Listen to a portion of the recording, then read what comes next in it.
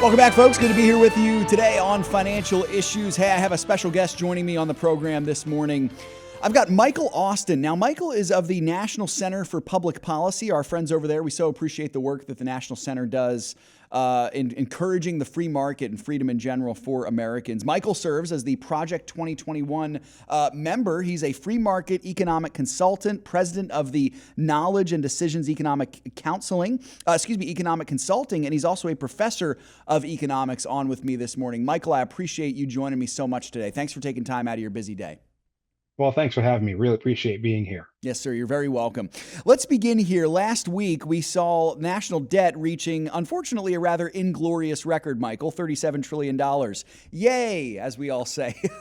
One of the biggest issues that we have seen in recent days in our nation, no matter the political leanings of the ruling administration, unfortunately, is unchecked fiscal spending, and in many times, foolish fiscal spending. Michael, recently you penned an article on the National Center's website exploring, quote, the secret ingredient to economic growth, and you shared that this secret ingredient is spending limits. What does this realistically look like in our country?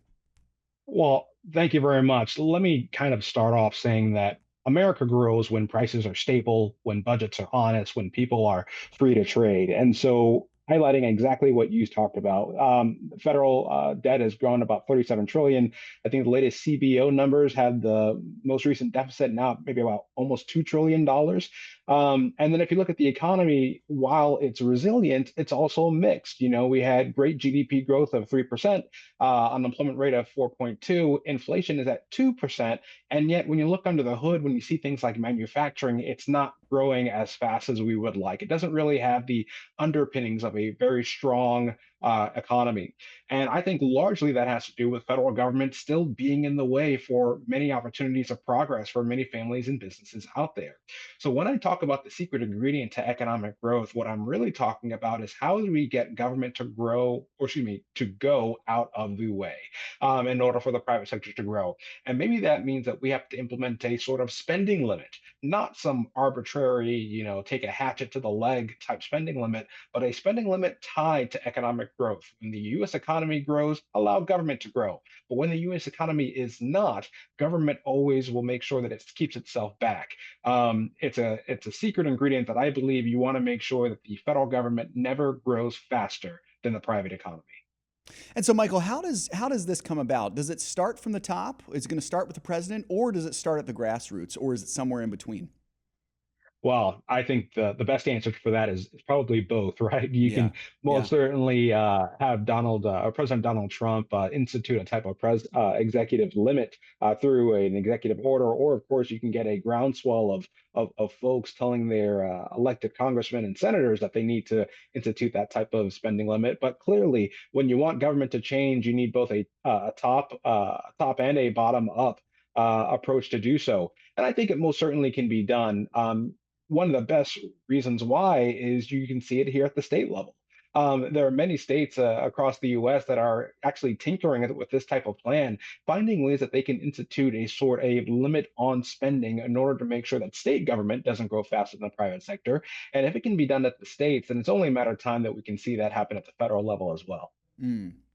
Now, let me ask you this, Michael. Every single president that I can remember of says they want to do this, they intend to do this, they intend to, fix the issue of unchecked fiscal spending, and then almost none do. And that's sad that that is the reality. Why is that, and what needs to change from that level? Well, perhaps you can make a statement or make an argument that the issue really comes down to the political level. But Yeah. I would say that there are plenty of presidents and there are plenty of times where Congress itself, believe the very same thing. Talking about, let's say, research done by economist Thomas Sowell, he talks about for the first 150 years of America's existence, every time that there was an economic recession, the federal government did absolutely nothing. Um, Mm. and yet, for those 150 years, those recessions, reversed themselves as quickly as they came about because the federal government did nothing. And yet, what we saw in the 20th century with Presidents Woodrow Wilson and then FDR came about this belief that government had to be involved, it had to meddle, and unfortunately, it had to crowd out the private sector every time there was an economic downturn. And yet, every time it did that, recessions became longer and longer. So, frankly, we just need to get out of this mindset that you need, government in order to fix the problem that most likely government created in the first place. If you want to fix recessions, if you want to get the economy growing again, you have to start with the source, which is federal government itself being too big and too onerous for businesses and families. Mm. And you're exactly right, Michael. That, of course, comes with us having a stewardship responsibility to elect officials who understand the danger of government. And it's hard to find people like that, brother, because I think a lot of people get into politics maybe with good intentions, but they see the power, they see the money, they see the prestige, and maybe it starts to cloud their judgment a little bit. What are some other things, Michael, that we as non political members can do to help move the needle in the right direction here? That's a great point.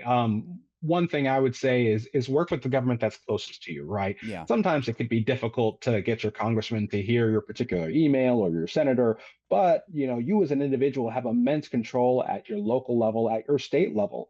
And that's one way where you can not only see immediate change, but it can serve as a roadmap for the federal government to follow as well. So I would say be involved in your local politics, of course, be involved in your local economy, and try to get changes that can make your life better immediately at either that local level or the state level. And then let's try to scale that up to what we can see done in Washington, D.C. It's great, Michael. Speaking of Washington, D.C., of course, some of the big news coming out of D.C. as it pertains to fiscal spending is the big, beautiful bill. And that's really where I kind of want to go next here. What do you make of all of it in light of what we just discussed? There's a lot of good stuff in it. I think there are some things that are unnecessary, and there is also a hefty price tag. What do you make of the big, beautiful bill? Well, sure. Let me reiterate again. I think the US economy still remains resilient, right? 3% Yeah. GDP growth, low unemployment, strong markets. But as I said before, I think that there's more beneath the surface. There's still plenty of price pressures that are lingering in specific sectors. Business sentiment is still kind of soft. And I think that is a call not just for rate relief, but it's just a call for pro growth policy.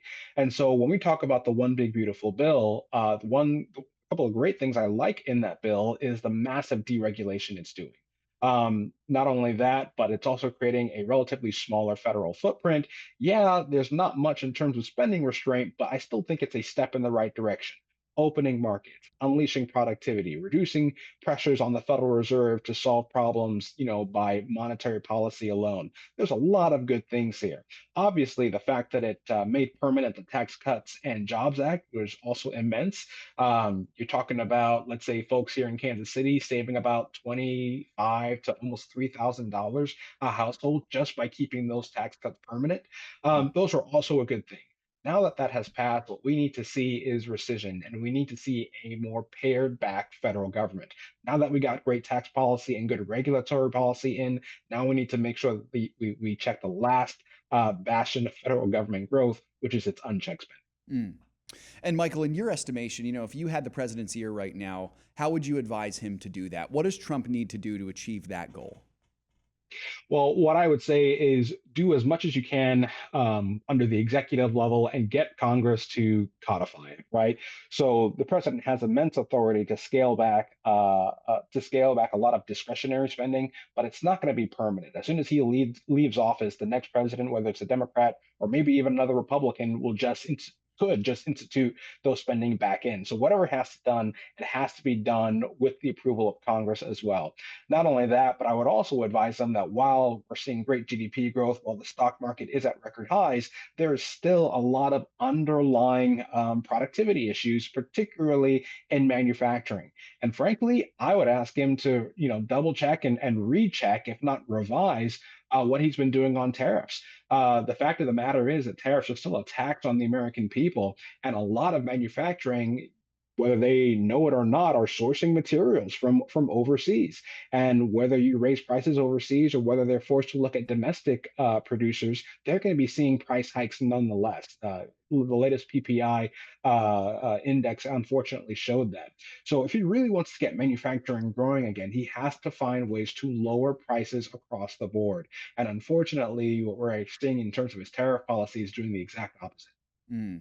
Michael, I so appreciate your expertise sharing all those things with us. I'd like to take the time we have left for you to tell us a little bit about yourself. This is your first time on the show, and I'm thrilled that you have a chance to meet our audience and them you as well.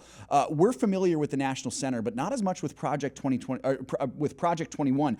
Can you tell us about this and how you promote free market economics through it? Sure. So Project 21 is effectively a consortium under that National Center of African American Conservatives. Mm. We believe, of course, African Americans are not a monolith, as opposed to maybe what you might hear the left say. And so they try to promote as many different voices from African Americans as is possible. And even among the Republican Party or among conservatism, you'll find a wide array of different thoughts, a diversity of opinion, if you will. And so, my background, of course, is in economics. I teach microeconomics at a university here in Kansas. Obviously, I consult with many organizations and businesses across the state when it comes to economic development or budgets or tax policy. And so, I personally believe in free markets, and I really appreciate Project 21 for allowing me to use my voice to speak to many folks across the country about how we can get government to pare itself back and promote more freedom, because that ultimately is the best key for human flourishing and prosperity. Mm. Well said, Michael. I appreciate that so much. Tell us, I'd referenced an article that you had written recently. How can our audience read more of your work, and how can they learn more about what you do? Sure, you can find me, of course, on social media at KS Economist, and that's either X or Facebook at KS Economist. Awesome. Well, Michael, we appreciate you joining us so much on the program here, brother. I'm so grateful for you sharing your expertise with us. And, it was very helpful for me to think kind of holistically about everything that's going on here. A lot of good things that the Trump administration is doing. They, of course, are merely a human instituted presidential administration. And so, of course, that's such a good reminder for us here at our ministry. And I'm sure you share these sentiments as well, Michael, that we need to first place our trust in God Almighty and do our best to steward our country well. So, Well, Michael, thank you very much. yes, sir, absolutely. Thank you for joining us today on the program, Michael. And I really do look forward to the next time that I get to have you back on, brother. It was a blessing. Thank you. Hope to be back soon. It was fun. Absolutely. Folks, again, that's Michael Austin. You can check out his work. Best place to go is thenationalcenter.org. And then on that page, you can click on the Project 21 button. And that takes you to, Michael's profile and some of the work that he has done as well. So go ahead and check that out today at the National Center for Public Policy Research. We got more financial issues coming up right after this break, folks. You don't want to miss it. We'll be right back after this.